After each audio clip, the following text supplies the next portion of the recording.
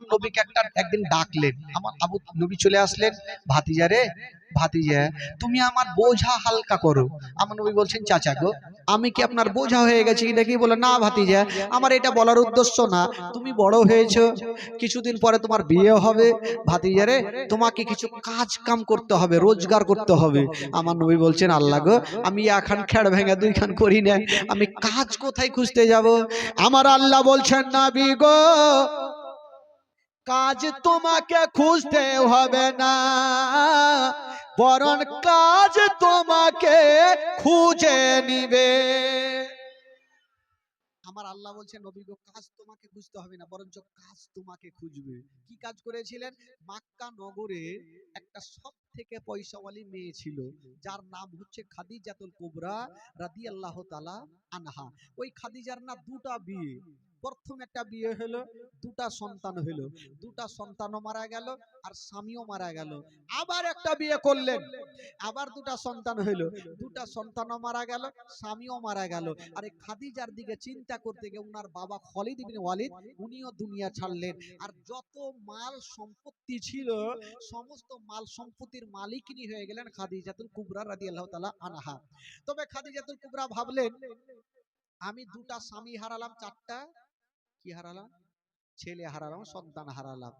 আল্লাহকে আমাদের বিয়ে শাদী করব না, জীবনটা এমনিতে পার করে দেব। তখন খাদিজাতুল কুবরার বয়স ছিল 40 বছর। কয় বছর?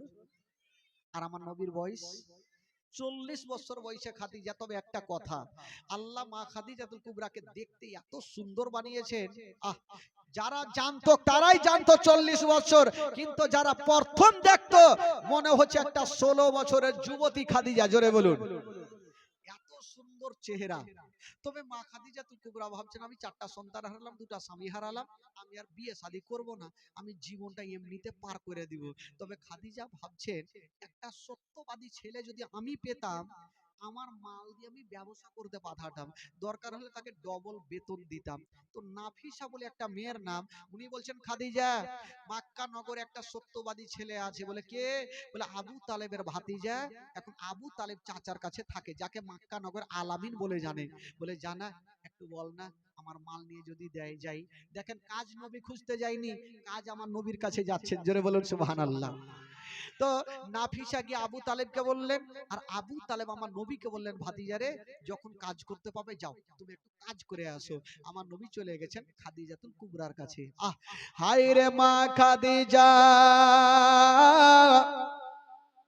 মা গো শুনেন কত না ঈমান তাজা হয়ে যাবে। মা মা খাদিজা যেমন আমার নবীর চেহারা দেখা, খাদিজা ভাবছেন আল্লাহ আসমানের চন্দ্রতে দাগ আছে গো, কিন্তু এই ছেলের চেহারাতে কোনো দাগ পাওয়া যাবে না। জোরে বলুন, এত সুন্দর চেহারা।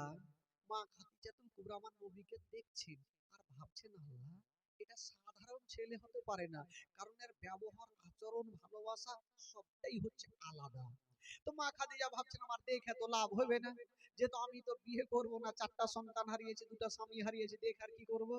তো আমার নবীকে মাল দিলেন আর বললেন, ওগো আলামিন যান, আপনি ব্যবসাতে যান। তবে মা খাদিজা ভাবছে, আমি একাই পাঠাবো না, তো দুটা মেয়েকে ডাকলেন। একটার নাম ছিল খাজিমা আর একটা মাসাইরে তো পুরাতন গোলাম। দুজনকে বললো, শোন তোরা এই আলামিনের সঙ্গে যা, রাস্তার মধ্যে যদি কোনো ঘটনা দেখো আমাকে এসে তোমরা বলিও। ঠিক আছে। আমার নবী আর দুটা মেয়ে খাদিজাতুল কুবরার মাল নিয়ে ব্যবসাতে যাচ্ছেন। কোন রাস্তায়? যে রাস্তাতে চাচার সঙ্গে ব্যবসাতে গিয়েছিলেন। বেরাদার বন্ধুরা চলতে আরম্ভ করেছেন, বাবা চলে যাচ্ছেন। মা হঠাৎ করে একটা বিশাল বড় জঙ্গলে পৌঁছে গেলেন। জঙ্গলে যাওয়া ওই দুইটা মেয়ে বলছেন, ও গো আলামিন আর আমরা চলতে পারি না, একটু গাছের তলাতে বসে যান, একটু আরাম করব, তারপরে আমরা চলতে লাগবো। আমার নবী একটা গাছের তলাতে বসেছেন বাবা, আর ওই দুইটা মেয়ে একটা গাছের তলাতে বসেছেন। যেমন আমার নবী ওই গাছের তলাতে বসেছেন বাবা, দূর থেকে একজন রাঘব দেখছেন বাবা গো কে গাছের তলাতে বসেছেন। রাঘব একটা লোককে ডেকে বলল, তাড়াতাড়ি করে যা আর ওই গাছের তলাতে যে বসে আছে তাকে নিমন্ত্রণ করে আসো। জোরে বলুন। একবার তো চাচার সঙ্গে নিমন্ত্রণ, আবার নিমন্ত্রণ। তো রাহেব ওই চট করে লোকটাকে পাঠালেন, ওই লোকটা চলে আসলো, এসে বলছেন আচ্ছা বলো তোমাদের মধ্যে মালিক কে আছে? তো দুটা মেয়ে যেহেতু দায়িত্ব করে নিয়ে এসেছেন, খাজিমা বলে এখনকার মতো আমরা মালিক আছি। বলে তোমরা যাবে কোথায়? বলে যাব মুলকে শাম। বলে মুলকে শাম যাওয়ার আগে ওই যে রাহেব তোমাদের নিমন্ত্রণ করে আছে, দুটা খাওয়া দাওয়া করে যাবে। বললো ঠিক আছে। বাবা গো রাহেবের ওই লোকটা নিমন্ত্রণ দিয়ে চলে গেছেন। খাজিমা আমার নবীকে বলছেন, ওগো আলামিন, হুজুর যখন নিমন্ত্রণ করেছে চলুন না দুটা খাওয়া দাওয়া করবো তারপরে যাব। আমার নবী বলছে ঠিক আছে চলো। চলে গেছেন বাবা, খাওয়া দাওয়া শেষ হয়ে গেল। যেমন খাওয়া দাওয়া হইল মা রাগে বলছে শুনো গো এই 12 বছর ছেলেটা কি বলে 25 বছর ছেলেটার মালিক কেটা আছে? দুটা মেয়ে বলল এখনকার মতো মালিক আমরা আছি। বলে ছেলেকে কোথায় নিয়ে যাবেন? বলল যাব মুলকে শাম। বলল খবরদার যেও না, এই জন্য যেও না এই ছেলেকে যদি নিয়ে যাও তবে জিন্দা ঘুরবে না। ওই দুইটা মেয়ে বলল কেন? এই ছেলে কাউকে গালি দেয় না, এই ছেলে কাউরি কাঁচালে পা দেয় না, এই ছেলে কাউকে অন্যায় কথা বলে না, এই ছেলে গরিবদের সাহারা দেয়, এই ছেলে গরিবকে দেখতে যায়, এই ছেলেকে কেন ঘুরতে দিবে না? রাই বলছেন ওরে মেয়েরা শুনো, এই ছেলেটা সাধারণ ছেলে নয়, এই ছেলেটা হলো শেষ জামানার নবী। তো দুটা মেয়ে জিজ্ঞেস করছে, ওগো রাহেব, আমরা এত দূর থেকে আসলাম, আমরা জানতে পারলাম না, আর আপনি এখানে বসে কি করে জানলেন এটা নবী? রাঘব চট করে বাবা একখানা পুরানা কেতাব বার করে নিয়ে আছেন আর বলছেন ওরে মেয়েরা এই যে দেখো আমাদের ধর্মের কেতাবে লেখা আছে এই ছেলেটা ওই গাছের তলাতে বসেছিল। ধর্মের কেতাবে লেখা আছে ওই গাছের তলাতে কেউ বসতে পারে না, ওই গাছের তলাতে যে বসেছে জিন্দা ঘুরেনি। ওরে মেয়েরা শোনো, ওই গাছের তলাতে কোনো পশু পাখি যেতে পারে না, ওই গাছের তলাতে কোনো জিন ভূত যেতে পারে না, এইটা আমাদের ধর্মের কেতাবে লেখা আছে। ওই গাছের তলাতে যাবে কে? যিনি হবে শেষ জামানার নবী।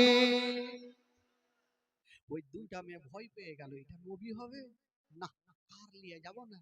বাবা গো গাছের আবার ওই বুসরা শহরে বিক্রি করে কিন্তু বাড়ির দিকে রওনা দিচ্ছেন।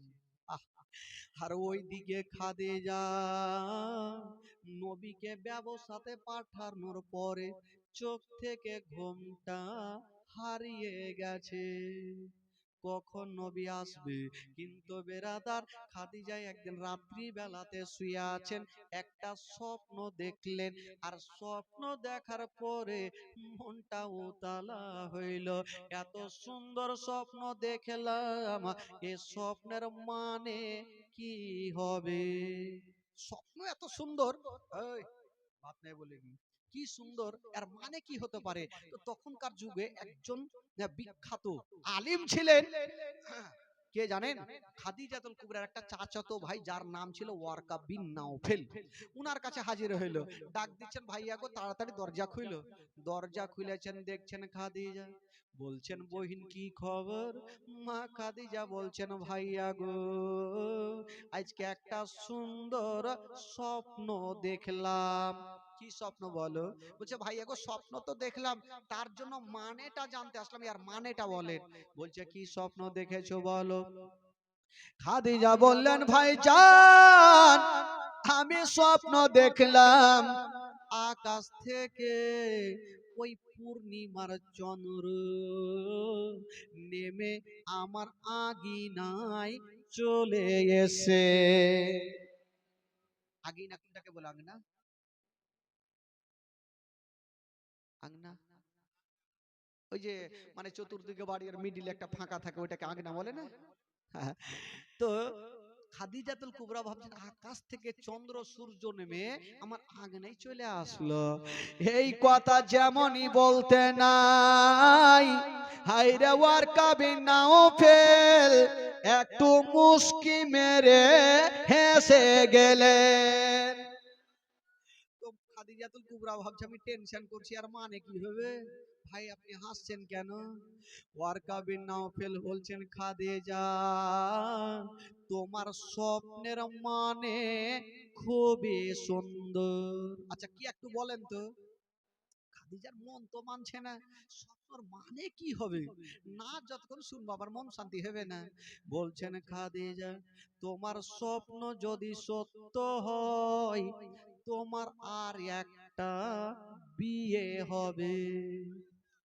মা খাদিজা বলছে মাথা খারাপ, চারটা সন্তান হারিয়েছি, দুটা কি হারিয়েছে? স্বামী হারিয়েছি, আর জীবনে বিয়ে করব না, আমার বয়স এখন 40 বছর। ওয়ারকা বিন নাওফেল বলছেন খাদিজা তোমার সঙ্গে যার বিয়ে হয়েছিল ওইগুলা হইল সাধারণ ছেলে, এবার তোমার সঙ্গে যার বিয়ে হবে তিনি সাধারণ নয়, সেটা হলো খোদার নূরে তৈরি। কি বললে? খোদার নূরে তৈরি গয়ামার মোহাম্মদ রাসূল, খোদার নূরে তৈরি গয়ামার মোহাম্মদ রাসূল। ও ভয় করি না যাহা নামে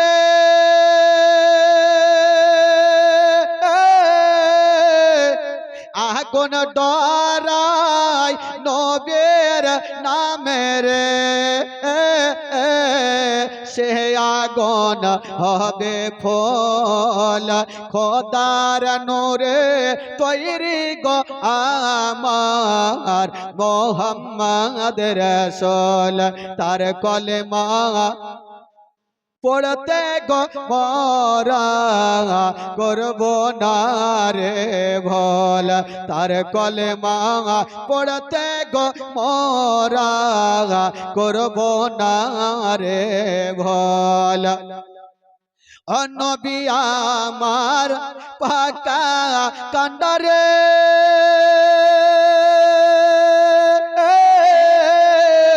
শত হালে ছাড়বে তোরি রে, তাই তো বসে আরাম গো করে হবে না নেকের সমতল খোদার নূরে তৈরি গো আমার মোহাম্মদ রাসূল। তার কলেমা পড়তে গো মরা করব না রে ভোল, তার কলেমা পড়তে গো মরা করব না রে ভোল। ও যার আদেশে নামাজ পড়ে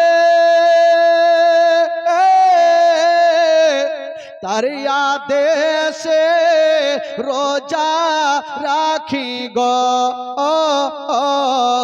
রইব সুখে আদার গরে হবে না নেকের সমতল খোদার নূরে তৈরি গো আমার মোহাম্মদ রাসূল।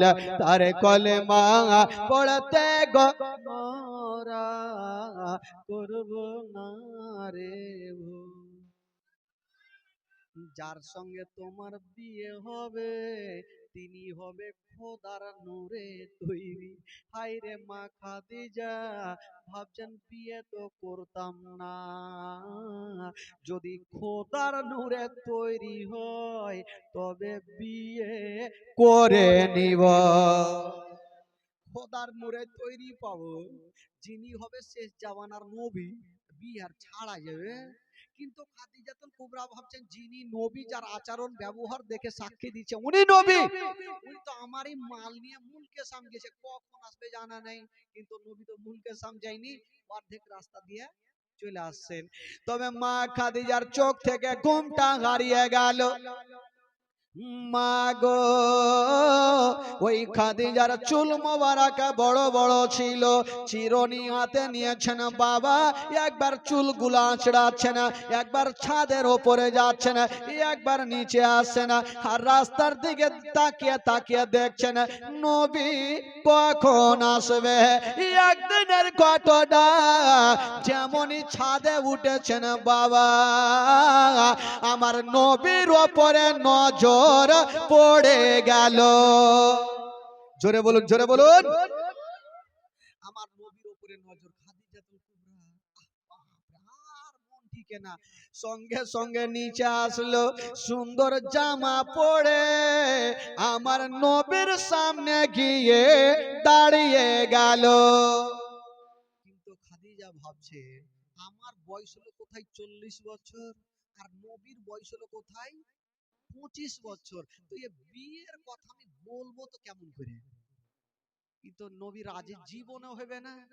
তো খাদিজাতুল কুবরা আমার নবীর সামনে গিয়ে দাঁড়িয়ে গেছেন, মাথাটা নিচা করে দাঁড়িয়েছেন, আর বলছেন ওগো আলামিন, আপনাকে একটা কথা বলবো।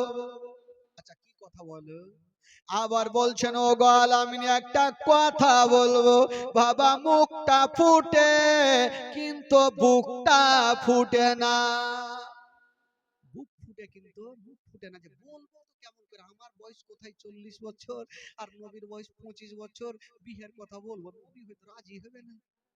তো মা খাদিজাতুল কুবরা বিয়ের কথা বাবা বলতে পারলেন না, একটা অন্য কথা বলে দিলেন। কি কথা? বলছেন ওগো আলামিন, আপনি যে উটটাতে চেপে গিয়েছিলেন ওই উটটা অন্য জনকে ব্যবহার করতে দিব না, আপনাকে আমি এমনিতে পুরস্কার দিয়ে দিলাম। বিহার কথা আর বলতে পারলেন না, নবী পুরস্কার নিলেন, বেতন নিলেন আর বাড়ি চলে গেলেন। কিন্তু খাদিজাতুল কুবরার নবীর মুজিজা দেখে চোখ থেকে ঘুমটা হারিয়ে গেল, মন মানে না, করবো তো করবো কি।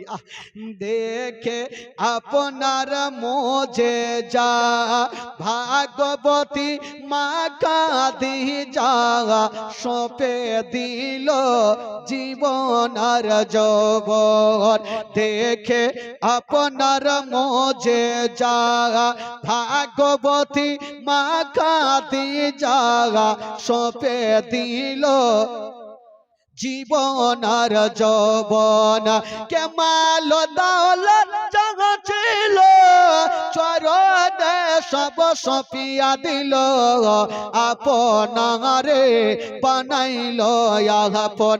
আল্লাহর নবী দয়ার নবী গো, আপনি নবী আমার জীবনের জীবন, দয়ার নবী মায়ার নবী গো, আপনি নবী আমার জীবনের জীবন, আপনি নবী আমার জীবন সাথী, অন্ধকার কবরের বাতি, আপনি নবী আমার নির্দনী আর দহন, আপনি নবী আমার জীবন সাথী, অন্ধকার কবরের বাতি, আপনি নবী আমার নির্দনী আর দহন, কে রাহমাতাল লিল আলামিন, আপনি উম্মতের জামিন, কে রাহমাতাল লিল আলামিন, আপনি উম্মতের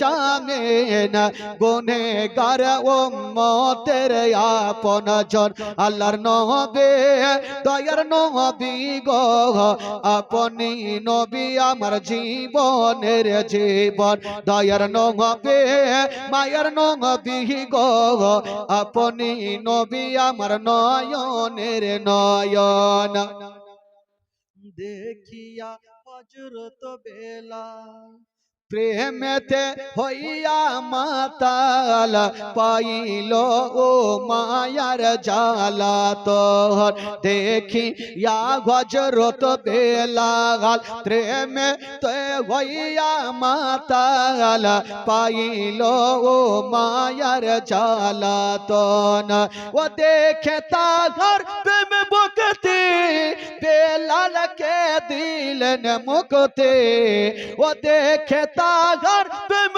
ভক্তি, বেলালকে দিলেন মুক্তি, আপনারে বানাইলো আপন আল্লাহর নবী, দয়ার নবী গো, আপনি নবী আমার জীবনের জীবন, দয়ার নবী মায়ার নবী গো, আপনি নবী আমার জীবনের জীবন, দয়ার নবী মায়ার নবী গো, আপনি নবী আমার জীবনের জীবন।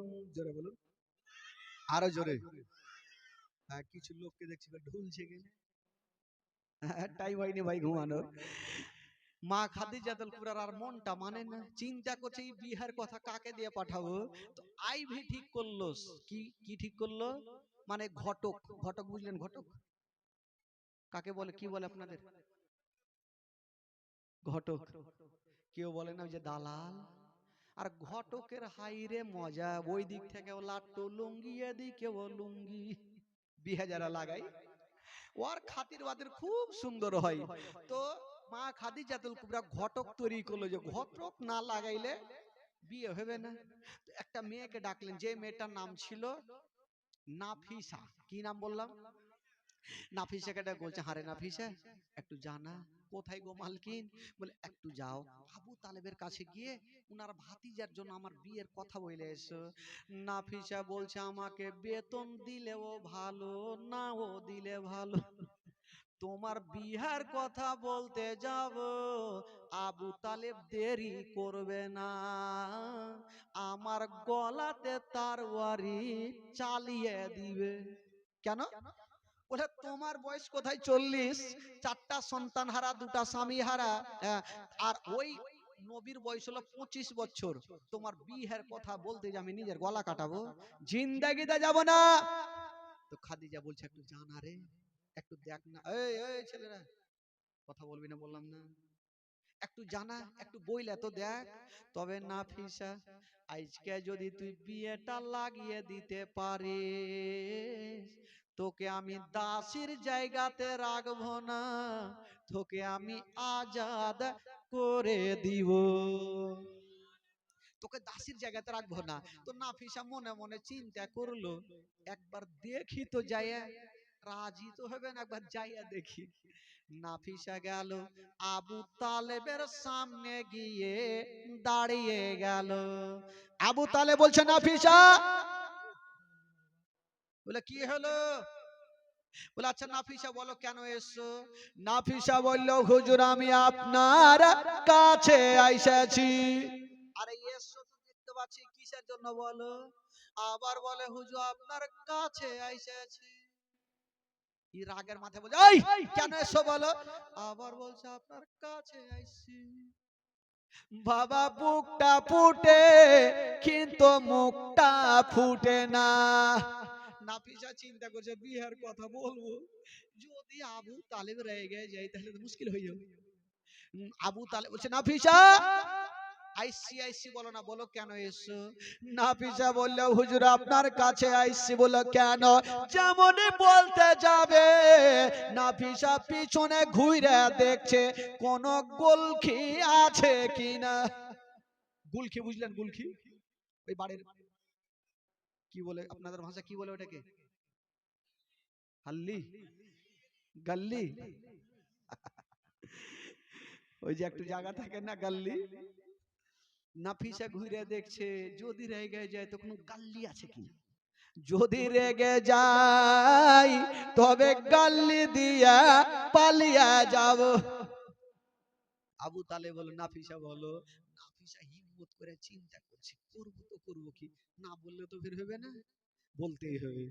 নাফিসা বলছে না হুজুর গো আমি আপনার কাছে এসেছি আপনার ভাতিজার জন্য বিয়ের প্রস্তাব লিয়া, আমার মালিকিনী ওই খাদিজার সঙ্গে। যেমন এই কথা বলা আবু তালেব মাথায় হাত দিয়েছে আর বলছে নাফিসা তোমার কি ব্রেনের তার কেটে গেছে? নাফিসা তোমার কি ব্রেনের তারা আছে না কেটে গেছে। বলে কেন?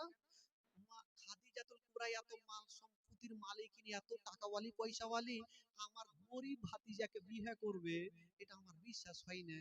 নাফিসা বারকা করে নিঃশ্বাস নিয়েছে। কেন? জানতো বাঁচলো মানে কাজ হয়ে গেছে। যদি রাখতো তাহলে তো তরবারি চালিয়ে দিত। তার মানে রাজি। তো আবু তালেব বলল, দেখো নাফিসা, বিয়ের প্রস্তাব তুমি দিয়েছো, আমার ভাতিজাকে জানবো, আমার আরো ভাই আছে তাদেরকে জানবো, যদি তারা রাজি হয় তাহলে ঠিক আছে। বেরাদার বন্ধুরা, নাফিসা সেখান থেকে চলে গেছেন বাবা। যেমন যেতে নাই মা, ওই দিকে আবু তালেব আমার নবীকে ডাক দিয়েছেন। আমার নবীকে বলছেন, ভাতিজা তোমার সঙ্গে বিয়ে দিব। কার সঙ্গে বিয়ে দিবেন? বলছেন, ভাতিজা ওই খাদিজাতুল কুবরার সঙ্গে তোমার বিয়ে দিব। আচ্ছা বলো তুমি কি বলো? আমার নবী বলছেন, চাচা গো আপনারা যা করবেন ভালো করবেন চাচা, আমার জন্য আপনারা খারাপ করবেন না চাচা। বাবা গো আমার নবী জানে চারটা সন্তান হারা মা, দুটা স্বামী হারা। তখন ছিল বয়স খাদিজাতুল কুবরা 40 বছর। আমার নবী একবারও না করলেন না বাবা।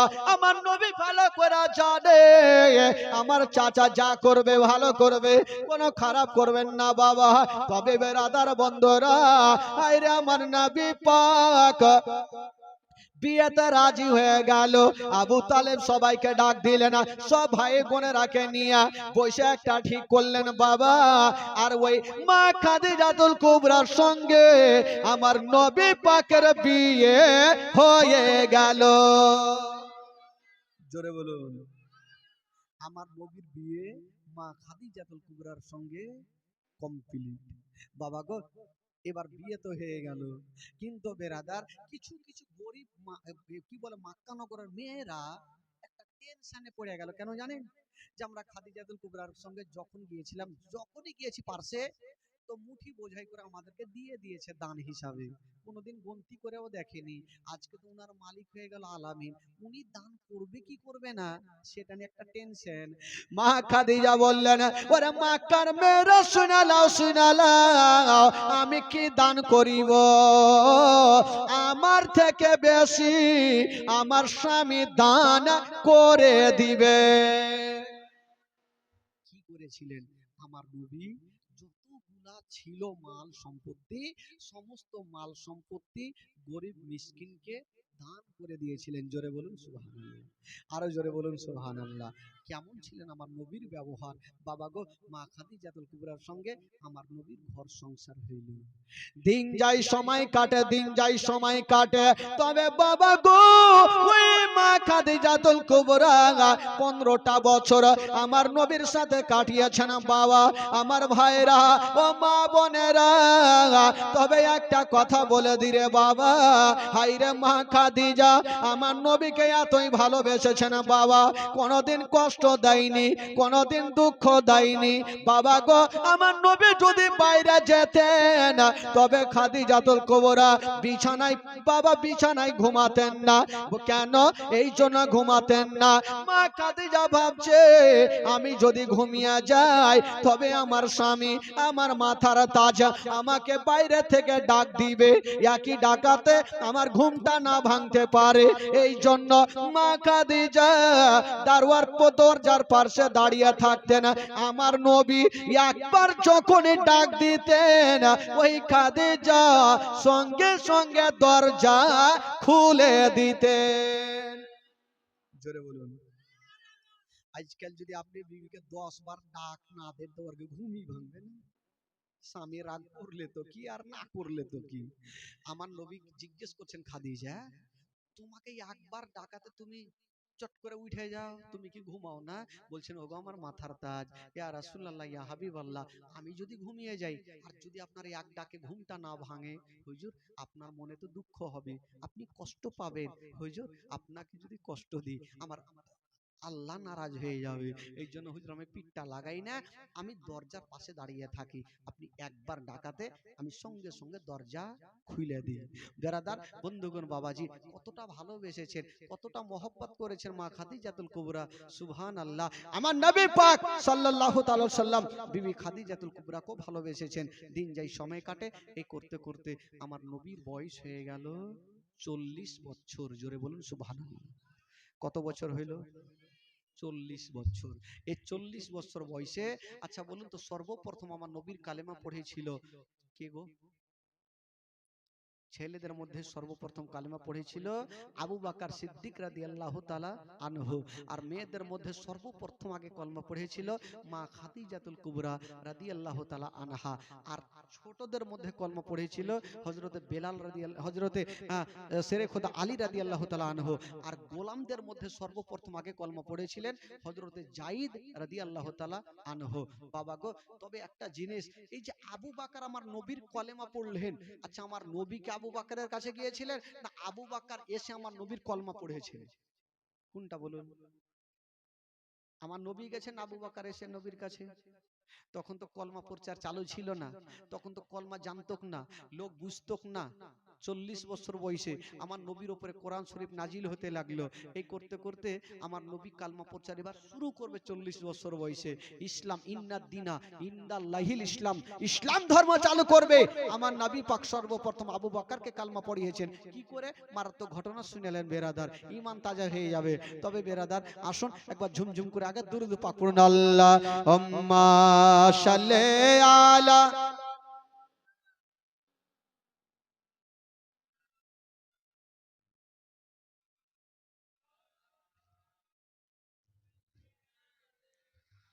ওয়ালা আলি সাইয়্যিদানা মাওলানা মুহাম্মদ সাল্লাল্লাহু তাআলা আলাইহি ওয়াসাল্লাম। একবার গোটা মাজমা হাত তুলে বলুন তো সুবহানাল্লাহ।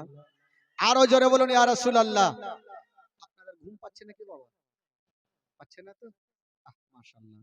দেখেন তো, এরকম না বসে থাকলে ভালো লাগবে?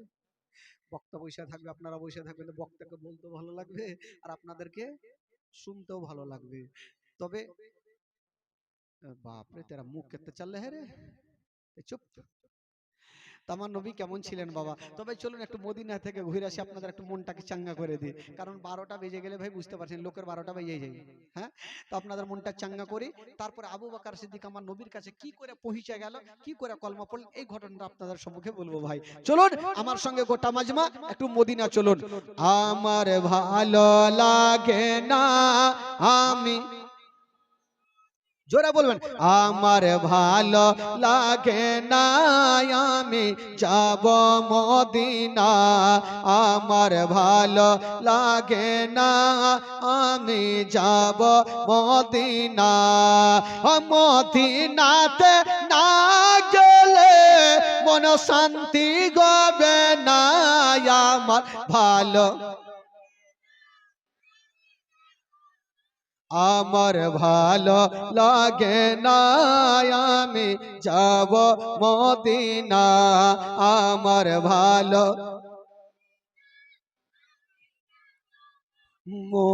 মনে আছে যে আশা, নবী গো হবে তোমার সঙ্গে দেখা। মনে আছে যে আশা, নবী গো হবে তোমার সঙ্গে দেখা। ওগো পাখির মতো থাকে তু ডানা, পাখির মতো থাকে তু ডানা, উড়ে যাব মদিনায়। আমার ভালো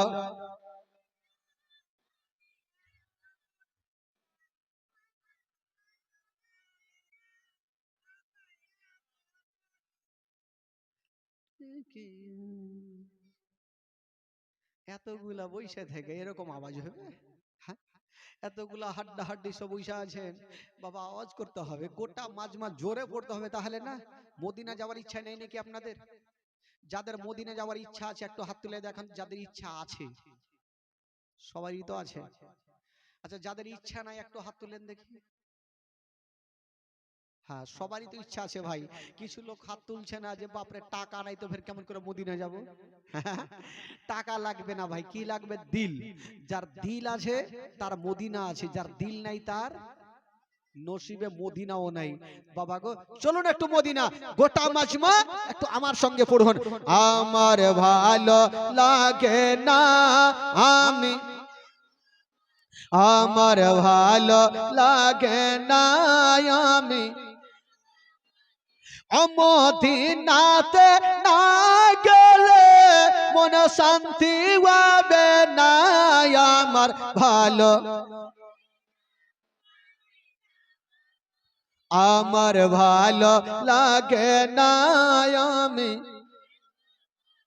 পাঁচ ওয়াক্ত নামাজ যারা করিবেন আদায়, পাঁচ ওয়াক্ত নামাজ যারা করিবেন আদায়, ও নামাজ না পড়িলে পরে নেকি মিলবে না। আমার ভালো লাগে না আমি যাব মদিনা, আমার ভালো লাগে না আমি যাব মদিনা, আমার ভালো। তাফাজুল ইসলাম আজ জীবনী করে তাফা